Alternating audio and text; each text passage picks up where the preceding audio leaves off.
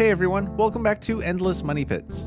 This is a 2008 Yamaha XT250, and today we'll be installing a skid plate from Zeta Racing. The skid plate should fit all XT250s made from 2008 to present day, except models made for California that have an emissions canister that gets in the way. It should be pretty easy to install, so let's get to it. Here are the tools that I used for this job. Socket wrench, socket extension, and an 8mm socket. For this job I also needed a couple cotton swabs, penetrating oil, and a skid plate. The skid plate came with 4 bolts and washers for mounting. You don't need to use stands, but it makes working on the bike a little easier.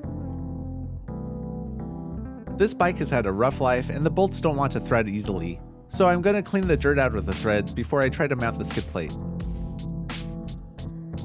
I used penetrating oil and cotton swabs to clean out anything loose on the surface, but the bolts still didn't fit in any of the holes.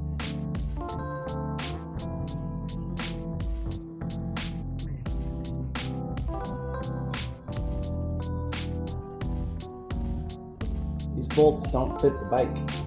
They're the wrong size, the wrong thread pitch. Turns out I was wrong about that. I went through all my spare bolts and couldn't find any that fit, so I came to the conclusion that the threads must just be rusty. I don't have a thread chaser kit to properly clean the threads, so I decided to try using a little force with the socket wrench, and eventually decided it was going to work.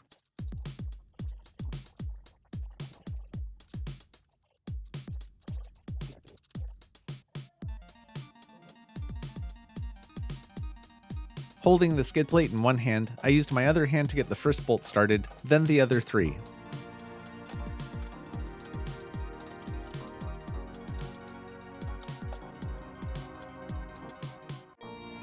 The instructions didn't give a torque value for these bolts, so I just made sure they were tight enough. I'll check them after a few rides, and if any are coming loose, I might add some thread locker.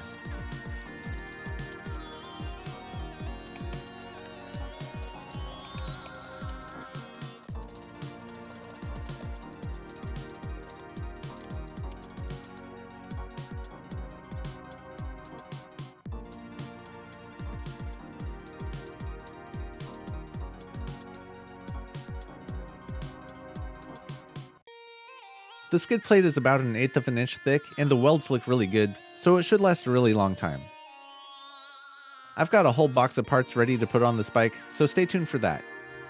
If you liked this video, make sure to subscribe for more of the best DIY videos on the internet. And until next time, just keep throwing money at it.